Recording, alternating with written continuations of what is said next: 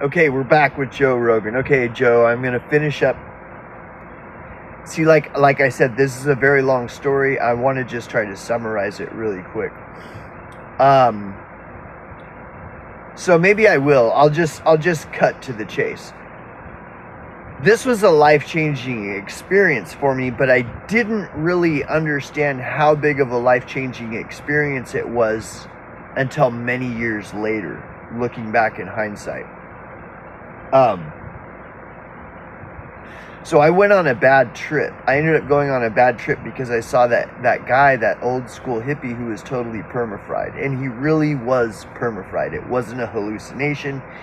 And if you've ever seen someone who's truly like perma-fried from ingesting too much LSD, it's a very scary thing, especially if you're on LSD. Like it's like you're signing your bad trip warrant if you are around somebody who's perma-fried, because that's like the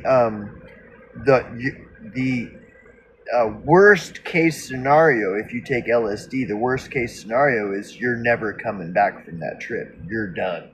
That's it. It's over. And this truly happens with LSD.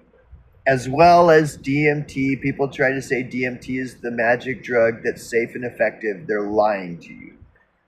Any ayahuasca, DMT, all this shit, it will fucking take you over the edge and you will never be coming back. That's what this shit can do. That's the danger. And it exists with DMT just as much as LSD, with ayahuasca just as much as LSD, with mushrooms just as much as LSD. You do not want to play with this shit. Unfortunately, when we're young and stupid, we don't realize. But at some point, you got to grow up, right? At some point, you grow up. If you survive, you grow up and you start to look at things differently.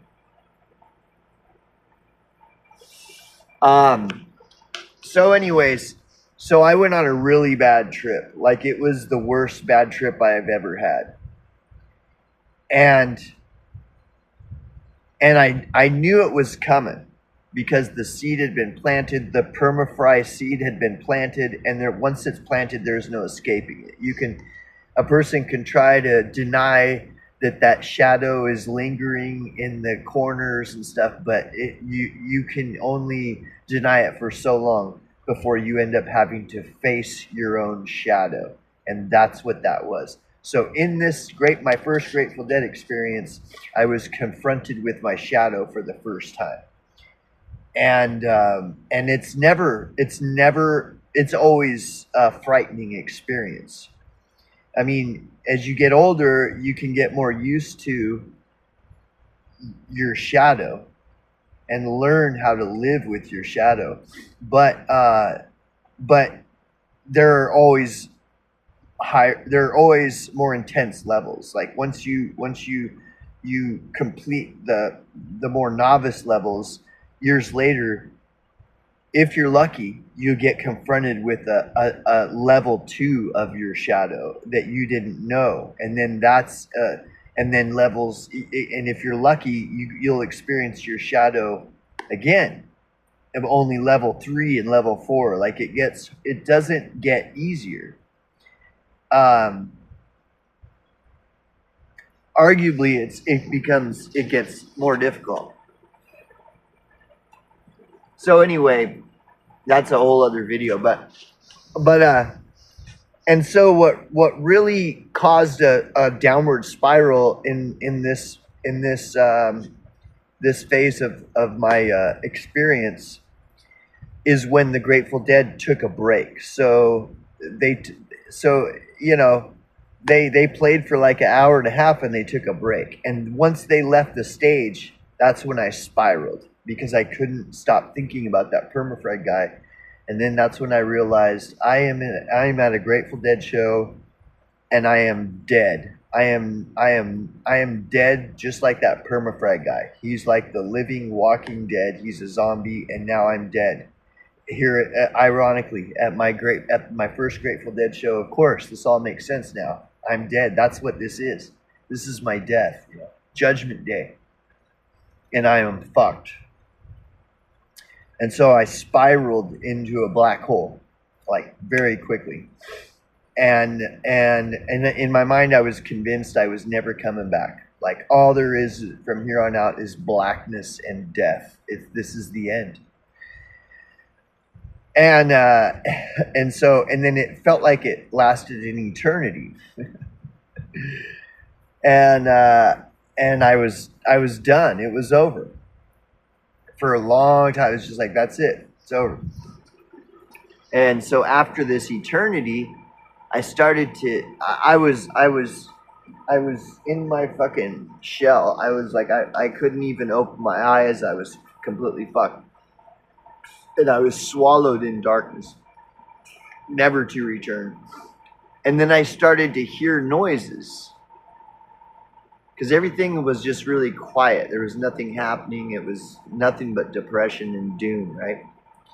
And then I started to hear, like, people started kind of like, oh, you know, ooh. And then I started to hear the guitar get turned on, the guitar amps getting turned on. And then people started going, yeah, all right. Oh, you know, like, you know, it started, you know, activities started happening. But it wasn't enough. It was just like, whatever, man. I don't even know. I don't even care what's going on. I forgot I was even at a Grateful Dead show. I was just in a black hole of a sea of infinite black, you know. And then the Grateful Dead started playing. And it took a couple of minutes of them playing. And I believe the song they played was Truckin'. And it slowly pulled me up out of this black pit of darkness and doom. And when it pulled me out and I finally like opened my eyes and I looked up and I stood up and it had pulled me out. And if you look in the book of Revelation, it's identical. The majority of my experiences at my first Grateful Dead show were identical to much of what is illustrated in the book of Revelation in the Bible. With John. John says I was in the Isle of Patmos and I fell at his feet as though dead. And he laid his right hand upon me, saying, "Fear not, I am the Alpha and the Omega." And that's what happened. Like I fell at the feet of the stage of the Grateful Dead, and I was as though I was dead. Like I was. And then when the Grateful Dead came back out, it was as though Jerry and the band had rested their hand on me and told me, "Fear not, I am the Alpha and the Omega." And then I look up, and then I'm seeing him, and I'm seeing Jerry, and Jerry is just like as depicted in the book of Revelation. When I looked upon him, his head were as white as wool, and his voice was as the sound of many waters, and his words were like a double-edged sword. The whole thing, like the lyrics of the songs were literally like a double-edged sword. I watched the effect that the Grateful Dead music, once I got pulled out of the black hole and they laid their right hand upon me and you know, and I came out of it, the lyrics of the songs that are mostly sung by Jerry Garcia, or often are, were exactly like a double-edged sword. Like once I started to see where I could see people's auras, and there's only two auras. There are only two auras, and the auras are based on truth versus deceit. Like one aura are the people who are embarking on the path of honesty and truth. The other aura are the short-sighted people who are embarking on the path of deceit. And I could see everyone's aura.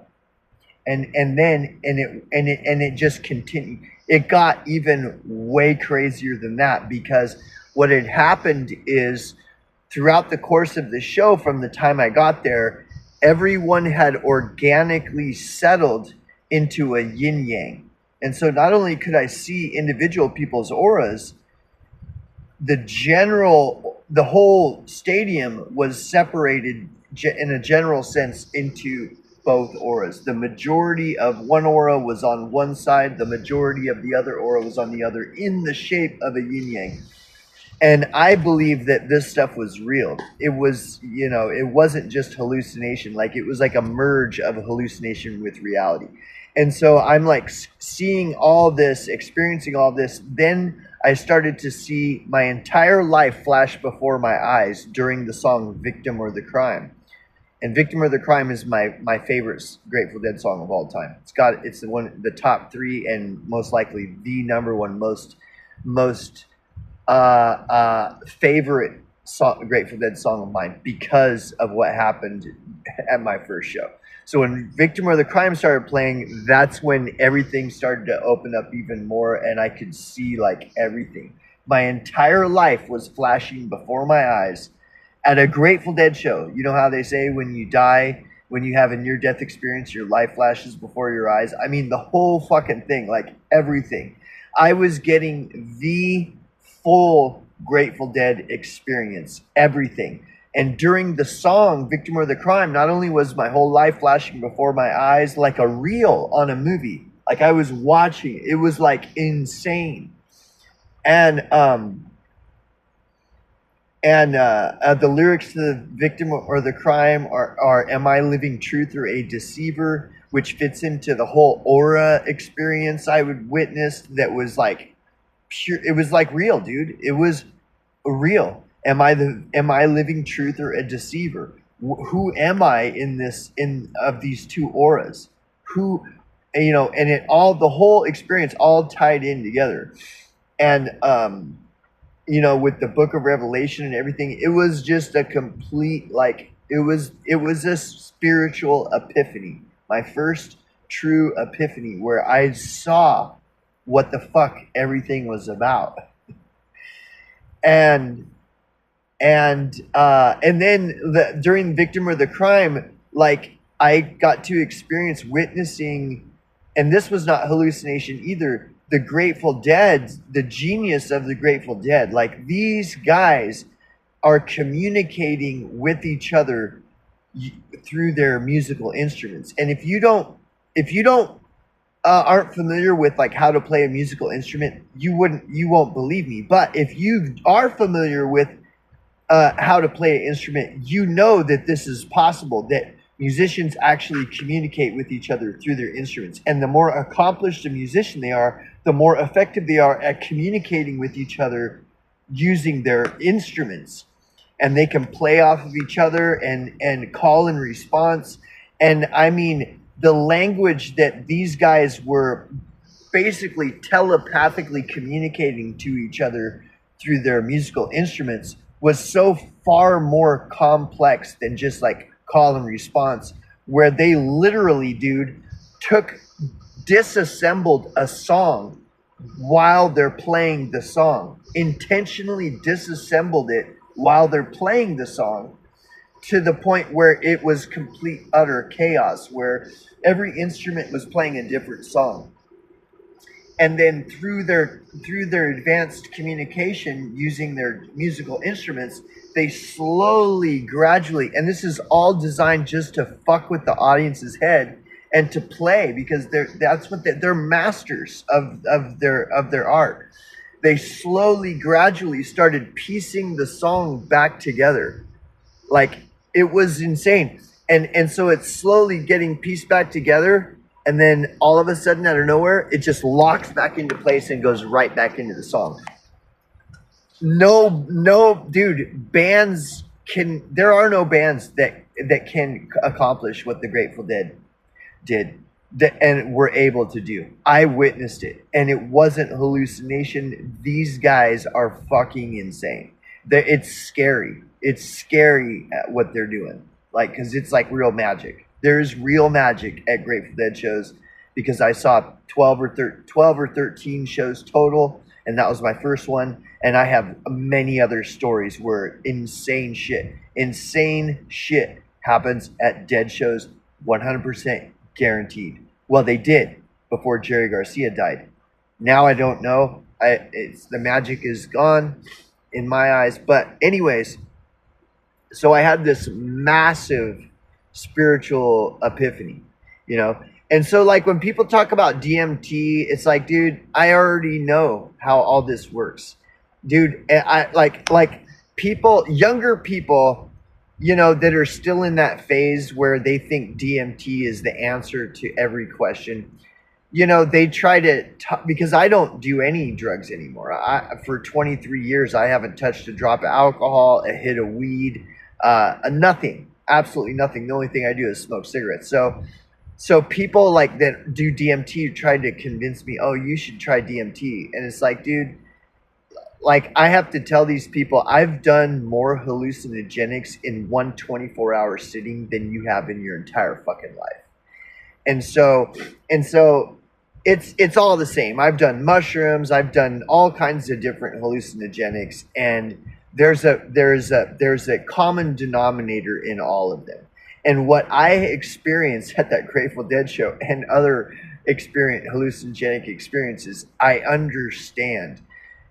So like when people try to talk to me like I don't understand DMT, you have to realize that I understand on a level that you are probably not really. It's just not connecting. Like you don't understand that I understand is the problem here. This is the, and I mean, dude, I could if I told you the story about the first time I did LSD. Why don't I do that? Okay.